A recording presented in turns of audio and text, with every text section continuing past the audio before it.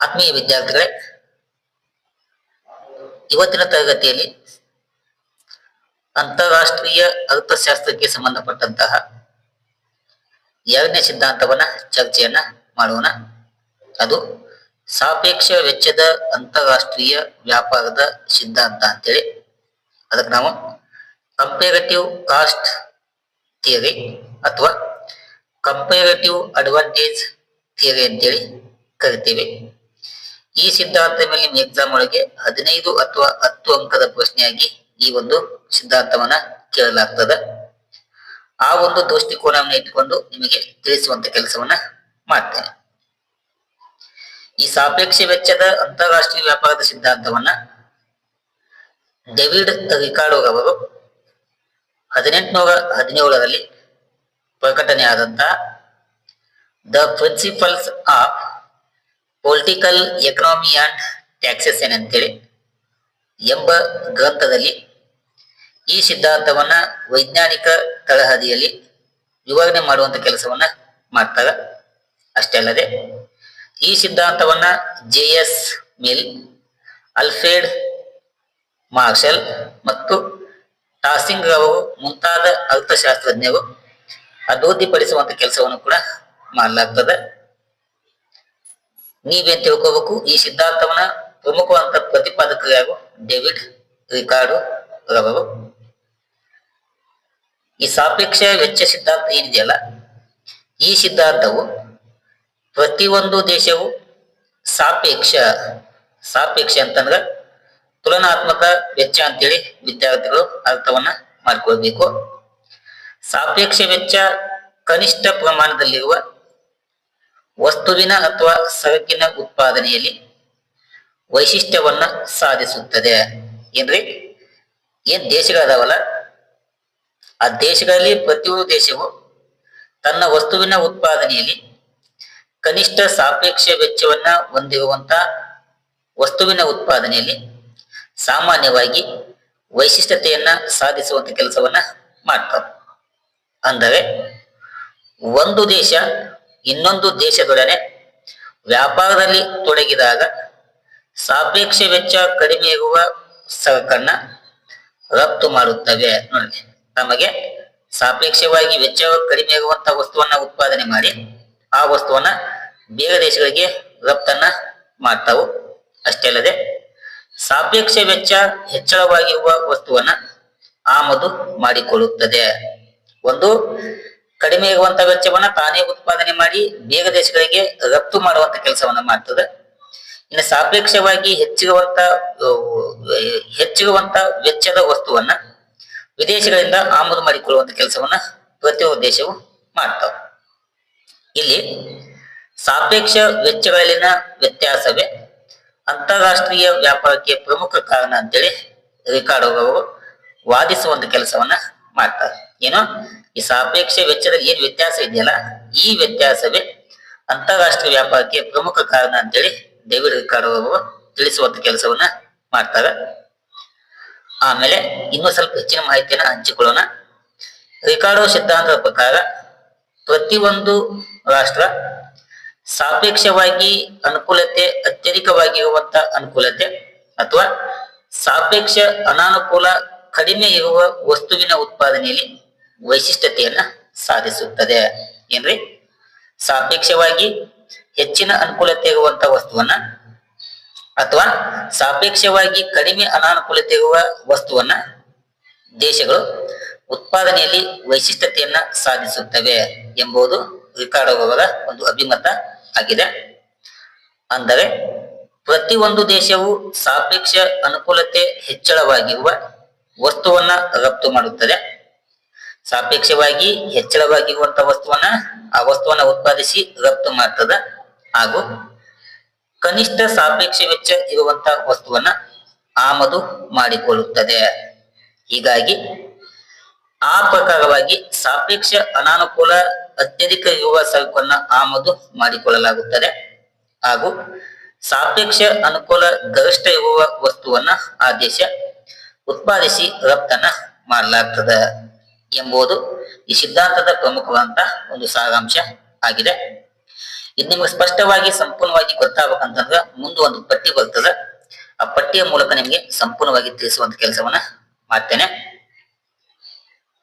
ಈ ಸಿದ್ಧಾಂತವು ಕೆಲವೊಂದು ಕಲ್ಪನೆಗಳನ್ನ ಆಧಾರವಾಗಿಟ್ಕೊಂಡು ಈ ಸಿದ್ಧಾಂತವನ್ನ ರಚನೆಯನ್ನ ಮಾಡಲಾಗಿದೆ. ಸಾಪೇಕ್ಷ ವೆಚ್ಚ ಸಿದ್ಧಾಂತವು 2x2 ಮಾದರಿ ಆಗಿದೆ. 1 ಅಂತಂದ್ರ 2 ದೇಶಗಳು, ಇನ್ನೊಂದು 2 ಅಂತಂದ್ರ 2 ವಸ್ತುಗಳನ್ನ ಉತ್ಪಾದನೆಯನ್ನ ಮಾಡಲಾಗ್ತದೆ ಎಂಬ ಕಲ್ಪನೆ ಇಟ್ಟುಕೊಂಡಿದೆ.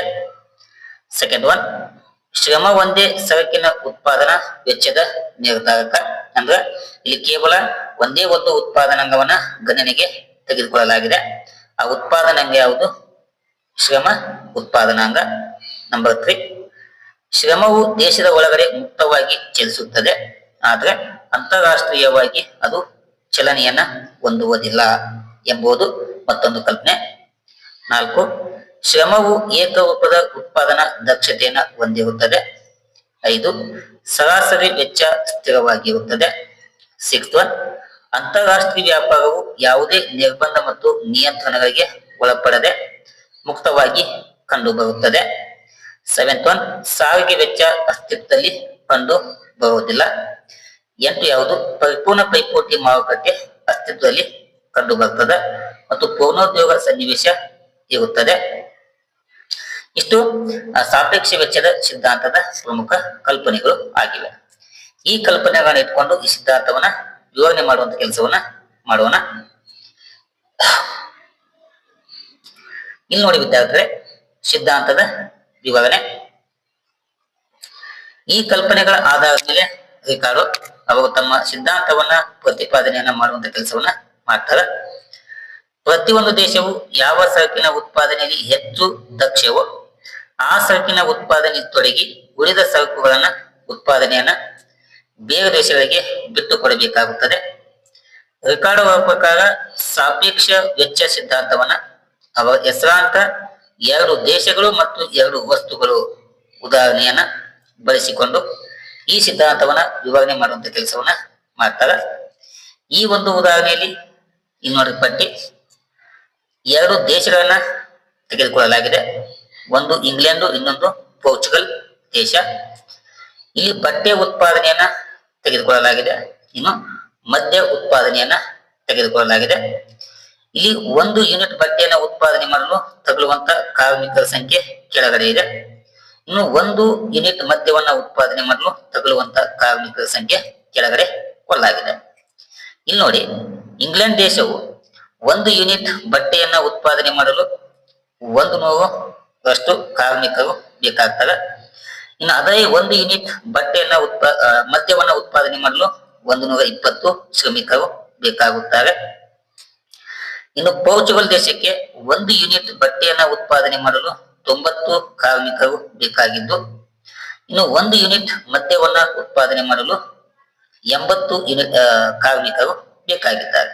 ಇಲ್ಲಿ ಈ 2 ದೇಶವನ್ನು ನಾವು ಸೂಕ್ಷ್ಮವಾಗಿ ಹೋಲಿಕೆ ಮಾಡಿಕೊಂಡಾಗ ಪೋರ್ಚುಗಲ್ ದೇಶವು ಇಂಗ್ಲೆಂಡ್ ದೇಶಕ್ಕಿಂತ 2 ವಸ್ತುವಿನ ಉತ್ಪಾದನೆಯಲ್ಲಿ ಕಡಿಮೆ ವೆಚ್ಚವನ್ನ ಕಾಣಬಹುದು. ಇಲ್ಲಿ ನೋಡ್ರಿ, ಇಂಗ್ಲೆಂಡ್ ಬಟ್ಟೆಯನ್ನು ಉತ್ಪಾದನೆ ಮಾಡಲು 100 ಜನ ಕಾರ್ಮಿಕರು ಬೇಕಾದ್ರೆ ಅದೇ ಪೋರ್ಚುಗಲ್ ದೇಶಕ್ಕೆ 90ರಷ್ಟು ಕಾರ್ಮಿಕರು ಸಾಕಾಗ್ತಾರೆ. ಹಿಂಗಾಗಿ ಇಂಗ್ಲೆಂಡ್ಗಿಂತ ಹೆಚ್ಚಿನ ಒಂದು ಅನುಕೂಲತೆ ಪೋರ್ಚುಗಲ್ ಇದೆ.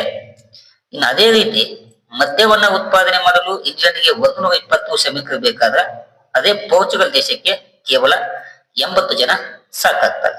ಹಿಂಗಾಗಿ ಈ 2 ಹೋಲಿಕೆ ಮಾಡಿಕೊಂಡಾಗ ಪೋರ್ಚುಗಲ್ ದೇಶವು 2 ವಸ್ತುವಿನ ಉತ್ಪಾದನೆಯಲ್ಲಿ ಇಂಗ್ಲೆಂಡ್ಗಿಂತ ಹೆಚ್ಚಿನ ಒಂದು ನಿರಪೇಕ್ಷ ಅನುಕೂಲತೆಯನ್ನ ಹೊಂದಿದೆ. ಹೀಗೆ ಹೊಂದಿರುವಂತಹ ಒಂದು ಸಮಯದಲ್ಲಿ ಪೋರ್ಚುಗಲ್ ದೇಶ ಏನ್ ಮಾಡ್ಬೇಕಂತಂದ್ರ ತನ್ನ 2 ವಸ್ತುವಿನ ಉತ್ಪಾದನೆಯಲ್ಲಿ ಸಾಪೇಕ್ಷವಾಗಿ ಯಾವ ವಸ್ತುವಿನ ಉತ್ಪಾದನೆಯಲ್ಲಿ ಹೆಚ್ಚು ಅನುಕೂಲತೆ ಇದೆ, 2 ಅನುಕೂಲತೆ ಇದೆ, ಆದ್ರೆ ಹೆಚ್ಚು ಅನುಕೂಲತೆ ಯಾವುದಿದೆ ಅದನ್ನ ಉತ್ಪಾದನೆ ಮಾಡ್ಬೇಕಂತ ರಿಕಾರ್ಡೋ ಅವರು ಹೇಳ್ತಾರೆ. ಇಲ್ಲಿ 2 ವಸ್ತುವನ್ನ ಸಾಪೇಕ್ಷವಾಗಿ ಹೋಲಿಕೆ ಮಾಡಿಕೊಂಡಾಗ ಪೋರ್ಚುಗಲ್ ದೇಶಕ್ಕೆ ಬಟ್ಟೆ ಉತ್ಪಾದನೆಗಿಂತ ಮದ್ಯದ ಉತ್ಪಾದನೆಯಲ್ಲಿ ಹೆಚ್ಚು ಸಾಪೇಕ್ಷವಾಗಿ ಅನುಕೂಲತೆ ಕಂಡು ಬರ್ತದೆ. ಹೀಗಾಗಿ ಪೋರ್ಚುಗಲ್ ದೇಶವು ಬಟ್ಟೆಯನ್ನ ಉತ್ಪಾದನೆ ಮಾಡುವುದನ್ನ ಕೈಬಿಟ್ಟು ಏನ್ ಉತ್ಪಾದನೆ ಮಾಡ್ಬೇಕಂತ ಮದ್ಯವನ್ನ ಉತ್ಪಾದನೆ ಮಾಡ್ಬೇಕು. ಯಾಕಂದ್ರ ಸಾಪೇಕ್ಷವಾಗಿ ಹೋಲಿಕೆ ಮಾಡ್ಕೊಂಡಾಗ ಪೋರ್ಚುಗಲ್ ದೇಶಕ್ಕೆ ಬಟ್ಟೆ ಉತ್ಪಾದನೆಗಿಂತ ಆ ಮದ್ಯದ ಉತ್ಪಾದನೆಯಲ್ಲಿ ಹೆಚ್ಚು ಸಾಪೇಕ್ಷ ಅನುಕೂಲತೆ ಇರುವುದರಿಂದ ಈ ದೇಶವು ಏನ್ ಮಾಡ್ತದ ಮದ್ಯವನ್ನ ಉತ್ಪಾದನೆಯನ್ನ ಮಾಡಬೇಕು ಎಂಬುದನ್ನ ರಿಕಾರ್ಡೋ ಅವರು ತಿಳಿಸಿದ್ದಾರೆ. ಇನ್ನು ಇಂಗ್ಲೆಂಡ್ ದೇಶವು ಎರಡು ವಸ್ತುಗಳ ಉತ್ಪಾದನೆಯಲ್ಲಿ ಯಾವ ವಸ್ತುವಿನ ಉತ್ಪಾದನೆಯಲ್ಲಿ ಕಡಿಮೆ ಸಾಪೇಕ್ಷ ಅನಾನುಕೂಲತೆಯನ್ನು ಹೊಂದಿದೆ ನೋಡ್ರಿ. ಎರಡು ಅನಾನುಕೂಲತೆ ಅದಾವು. ಆ ಎರಡು ಅನಾನುಕೂಲತೆಯಲ್ಲಿ ಕಡಿಮೆ ಸಾಪೇಕ್ಷವಾಗಿ ಅನುಕೂಲತೆ ಇರುವಂತಹ ವಸ್ತುವನ್ನ ಉತ್ಪಾದನೆ ಮಾಡ್ಕೋಬೇಕು. ಹೀಗಾಗಿ ಇಂಗ್ಲೆಂಡ್ ದೇಶಕ್ಕೆ ಮದ್ಯ ಮತ್ತು ಬಟ್ಟೆಗೆ ಹೋಲಿಕೆ ಮಾಡಿಕೊಂಡಾಗ ಮದ್ಯದ ಉತ್ಪಾದನೆಗಿಂತ ಬಟ್ಟೆಯ ಉತ್ಪಾದನೆಯಲ್ಲಿ ಕಡಿಮೆ ಸಾಪೇಕ್ಷ ಅನಾನುಕೂಲತೆ ಇದೆ. ಹೀಗಾಗಿ ಇಂಗ್ಲೆಂಡ್ ದೇಶ ಏನ್ ಮಾಡಬೇಕು, ಆ ಮದ್ಯವನ್ನ ಉತ್ಪಾದನೆ ಮಾಡುವುದನ್ನ ಬಿಟ್ಟು ಬಟ್ಟೆಯನ್ನ ಉತ್ಪಾದನೆ ಮಾಡಿ ರಫ್ತು ಮಾಡುವಂತ ಕೆಲಸವನ್ನ ಮಾಡಬೇಕು. ಇಷ್ಟು ಈ ಪಟ್ಟಿಯಲ್ಲಿ ಬರುವಂತ ಪ್ರಮುಖ ಸಾರಾಂಶ ಆಗಿದೆ. ಏನ್ರಿ ಸಿಂಪಲ್ ಇದೆ. ಪೋರ್ಚುಗಲ್ ದೇಶ ಎರಡು ವಸ್ತುವನ್ನ ಹೋಲಿಕೆ ಮಾಡಿಕೊಂಡಾಗ ಹೆಚ್ಚಿನ ಒಂದು ಸಾಪೇಕ್ಷ ಅನುಕೂಲತೆ ಮದ್ಯದ ಉತ್ಪಾದನೆಯಲ್ಲಿ ಇದೆ. ಹೀಗಾಗಿ ಪೋರ್ಚುಗಲ್ ದೇಶ ಮದ್ಯವನ್ನ ಉತ್ಪಾದನೆ ಮಾಡ್ತದ. ಇನ್ನು ಇಂಗ್ಲೆಂಡ್ ದೇಶ ಎರಡು ವಸ್ತುವಿನೊಳಗ ಅನಾನುಕೂಲತೆ ಇದೆ, ಅಲ್ಲಿ ಸಾಪೇಕ್ಷವಾಗಿ ಕಡಿಮೆ ಅನಾನುಕೂಲತೆ ಯಾವುದೈತಿ, ಬಟ್ಟೆ ಐತಿ. ಹಿಂಗಾಗಿ ಇಂಗ್ಲೆಂಡ್ ದೇಶ ಬಟ್ಟೆಯನ್ನ ಉತ್ಪಾದನೆ ಮಾಡಬೇಕು ಎಂಬುದನ್ನ ರಿಕಾರ್ಡೋ ಅವರು ಇಲ್ಲಿ ಪ್ರತಿಪಾದಿಸುವಂತ ಕೆಲಸವನ್ನ ಮಾಡ್ತಾರೆ. ಇಲ್ಲಿ ತನಕ ಹೇಳಿರುವಂತಹ ಒಂದು ವಿವರಣೆ ಇಲ್ಲಿ ನಿಮಗಿದೆ, ಚೆನ್ನಾಗಿ ಓದ್ಕೊಂಡು ಅಧ್ಯಯನವನ್ನ ಮಾಡಬೇಕು. ಇಲ್ಲಿ ನೋಡ್ರಿ, ಇಂಗ್ಲೆಂಡ್ ದೇಶ ಒಂದು ಯೂನಿಟ್ ಬಟ್ಟೆ ಮತ್ತು ಮದ್ಯವನ್ನ ಎರಡು ಉತ್ಪಾದನೆ ಮಾಡ್ಬೇಕಂದ್ರ ಅದಕ್ಕೆ ತಗಲುವಂತ ವೆಚ್ಚ ಎಷ್ಟೈತ್ರಿ, 220 ಕಾರ್ಮಿಕರು ಬೇಕಾಗ್ತಾರೆ. ಏನೋ ಇಂಗ್ಲೆಂಡ್ ದೇಶಕ್ಕೆ ಒಂದು ಯೂನಿಟ್ ಬಟ್ಟೆಯನ್ನ ಒಂದು ಯೂನಿಟ್ ಮದ್ಯವನ್ನ ಉತ್ಪಾದನೆ ಮಾಡ್ಬೇಕಂತಂದ್ರ ಎರಡು ಉತ್ಪಾದನೆ ಮಾಡ್ಬೇಕಂದ್ರ 220 ಕಾರ್ಮಿಕರು ಬೇಕಾಗಿದ್ದಾರೆ. ಹೀಗಾಗಿ 2 ಯೂನಿಟ್ ಉತ್ಪಾದನೆ ಮಾಡುವುದರ ಬದಲು ಕೇವಲ 2 ಯೂನಿಟ್ ಬಟ್ಟೆಯನ್ನ ಉತ್ಪಾದನೆ ಮಾಡಿದ್ರೆ ಅವಾಗ 100ರಷ್ಟು ಶ್ರಮಿಕರು ಬೇಕಾಗ್ತಾರೆ. ಯಾಕಂದ್ರ 1 ಯೂನಿಟ್ಗೆ 100 ಅಂತಂದ್ರ 2 ಯೂನಿಟ್ಗೆ 200 ಶ್ರಮಿಕರು ಬೇಕಾಗಿದ್ದು ಅವಾಗ 20ರಷ್ಟು ಶ್ರಮಿಕರನ್ನ ಇಂಗ್ಲೆಂಡ್ ದೇಶ ಏನ್ ಮಾಡಬಹುದು, ಉಳಿತಾಯವನ್ನ ಮಾಡಿಕೊಳ್ಳಬಹುದು. ಅದಕ್ಕೆ 20ರಷ್ಟು ಲಾಭ ಆಗ್ತದೆ. ಅದರಂತೆ ಪೋರ್ಚುಗಲ್ ದೇಶ 1 ಯೂನಿಟ್ ಬಟ್ಟೆಯನ್ನ ಮತ್ತು 1 ಯೂನಿಟ್ ಮದ್ಯವನ್ನ ಉತ್ಪಾದನೆ ಮಾಡಲು ಉತ್ಪಾದನೆ ಮಾಡಲು 170ರಷ್ಟು ಶ್ರಮಿಕರು ಬೇಕಾಗ್ತಾರೆ.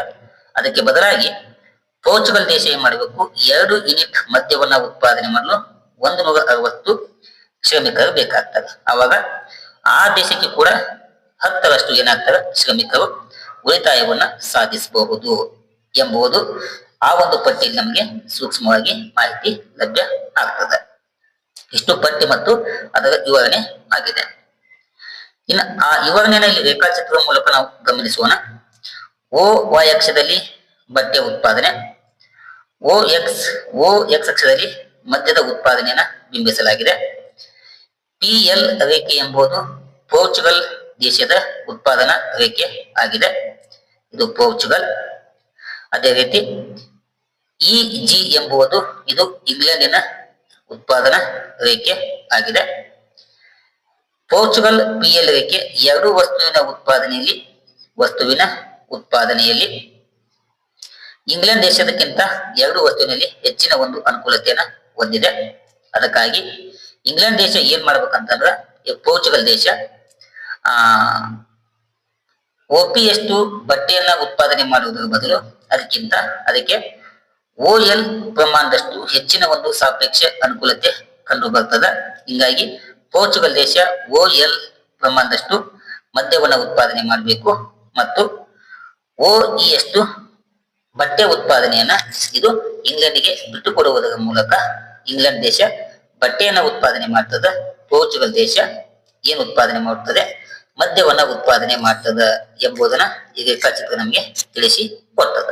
ಏನ ಈ ರೇಖಾಚಿತ್ರದ ಒಂದು ವಿವರಣೆಯನ್ನ ಇಲ್ಲಿ ನಿಮಗೆ ಕೊಡಲಾಗಿದೆ. ಚೆನ್ನಾಗಿ ವಿವರಣೆಯನ್ನು ನೋಟ್ ಮಾಡಿಕೊಂಡು ಎಕ್ಸಾಮ್ ಒಳಗ ಬರೆಯುವಂತ ಕೆಲಸವನ್ನ ವಿದ್ಯಾರ್ಥಿಗಳು ಮಾಡಬೇಕು.